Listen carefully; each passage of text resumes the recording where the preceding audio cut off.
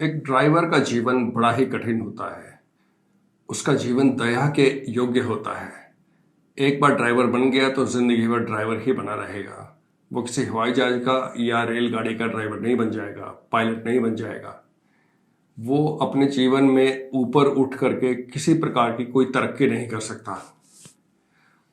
स्वर्गीय professor C.K. Prahlad ने, जिन्होंने बॉटम ऑफ पिरामिड की बात की थी, उन्होंने कहा था कि बड़े बड़े शहरों का जीवन गरीबों, ड्राइवरों, जो गली कूचे में जो फल सब्जी वगैरह बेचते हैं, इनके ऊपर निर्भर करता है। इनमें से ड्राइवरों का नाम उन्होंने विशेष तौर पर लिया और ड्राइवरों की संख्या 2 करोड़ है। इनके बल पर दिल्ली चल रही है, इनके बल पर देश चल रहा है। आइए समझते हैं कि कैसा जीवन जीता है एक ड्राइवर। आमतौर पर उसका 5 सदस्यों का एक परिवार होता है जो 25 गज के एक झुग्गी में या पुनर्वास बस्ती के एक मंजिल के मकान में रहता है, किराए पर। ऊपर या नीचे दूसरे किराएदार रह रहे होते हैं। अनऑथराइज्ड कॉलोनी होती है आमतौर पर। बच्चे सरकारी स्कूल में पढ़ते हैं। परिवार में कोई बीमार हो गया तो उनको सरकारी अस्पताल में भर्ती कराया जाता है। उसका किसी प्रकार का बचत वाला खाता नहीं होता जहां बचत करके उसने पैसा रख जोड़ा हो। किसी तरह की उसकी सामाजिक सुरक्षा नहीं होती। सातों दिन वो काम करता है। किसी प्रकार का सामाजिक जीवन उसका नहीं होता। कहीं शादी ब्याह और छोटे मोटे जागरण में चला गया तो बात अलग है, लेकिन मनोरंजन के नाम पर कुछ नहीं है। पुलिस वालों की मार खा करके अधिकारियों की फटकार खाना, ये उसकी नियति है और वो मान कर चलता है कि ये तो मेरी जिंदगी में हो गई ही।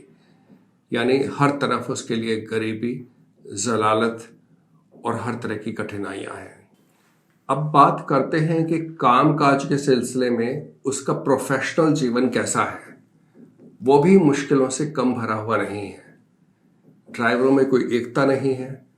नतीजतन किसी प्रकार की उसकी आवाज़ की पहुंच अधिकारियों तक, अफसरों तक, नेताओं तक, यहाँ तक कि मीडिया में भी नहीं है। तो उसकी कोई सुनवाई नहीं होगी। तो मुद्दों के ऊपर जो निर्णय सरकार लेगी उसमें ड्राइवरों का कोई योगदान नहीं है। तो ऐसे में तो मार ही पड़ेगी हमेशा। और नतीजतन वो हर जगह भ्रष्टाचार का और शोषण का शिकार होता रहता है। किसी प्रकार का सुरक्षा चक्र उसके इर्द गिर्द नहीं है।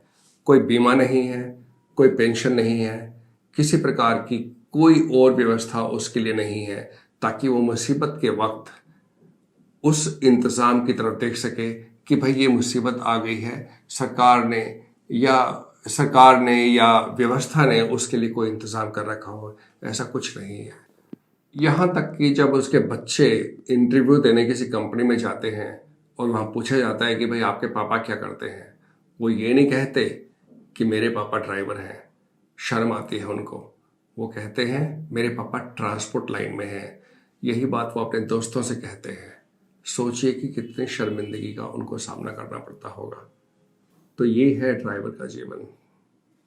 क्या इस तरह का जीवन आप जीना चाहेंगे? क्या ड्राइवरों के कोई अधिकार नहीं है? क्या उनको सुख से और शांति से जीने का कोई अधिकार नहीं है? उसके लिए यूनियन चालक शक्ति पहल कर रही है सारे ड्राइवरों को एक सूत्र में पिरोने के लिए। आइए आप भी जुड़िए और जुड़ने के लिए गूगल प्ले स्टोर से डाउनलोड करिए यानम ऐप।